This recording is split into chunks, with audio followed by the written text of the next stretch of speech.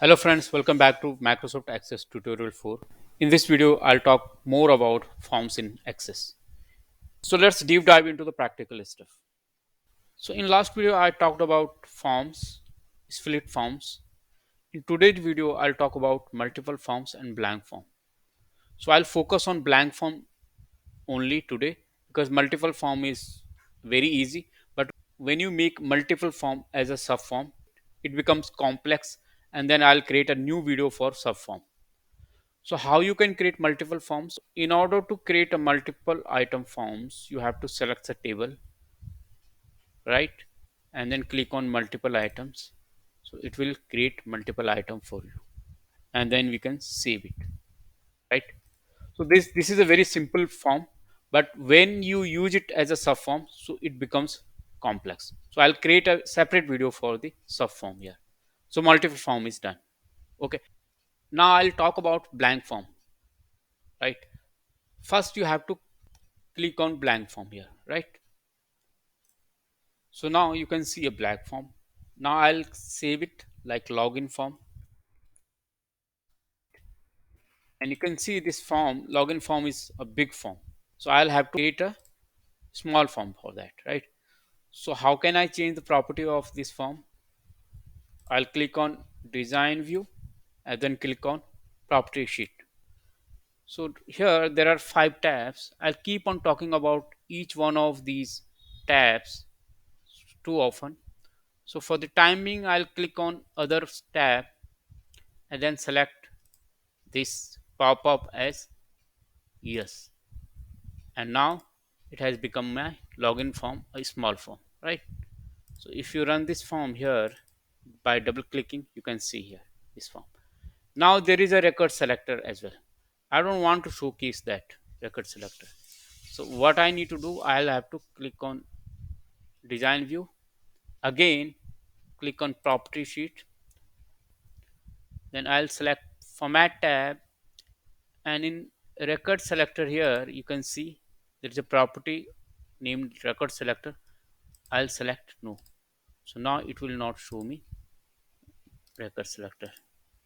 So if I run this form by clicking here form view, so you can see there is no record selector. Okay. So now how can I put controls here in this form?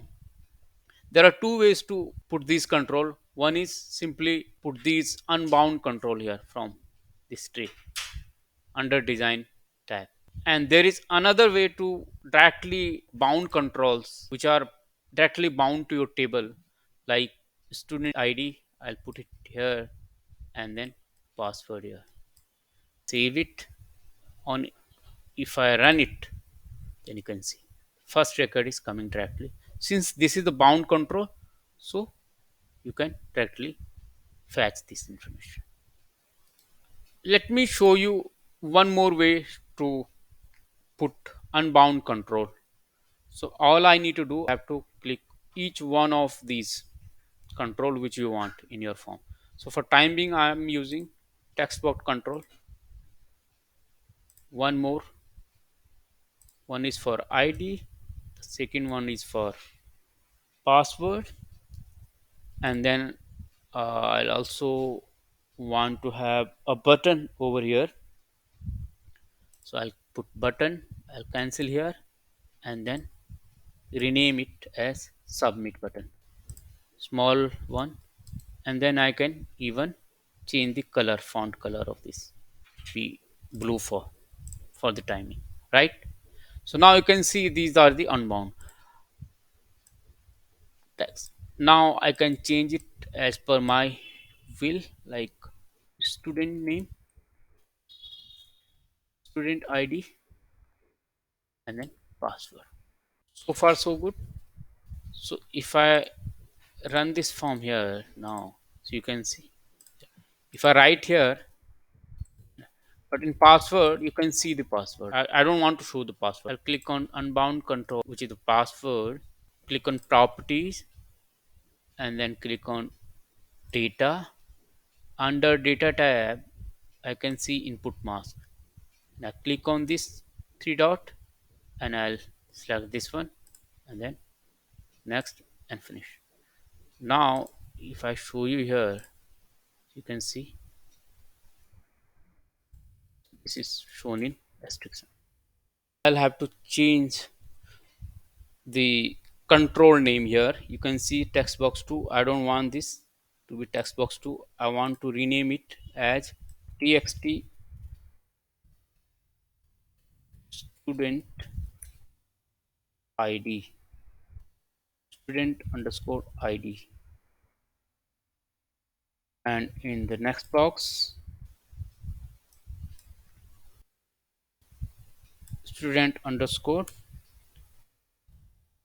password, right? Now I can check the credential of this student. So I'll keep this video till this point. In next video I'll log in into that form.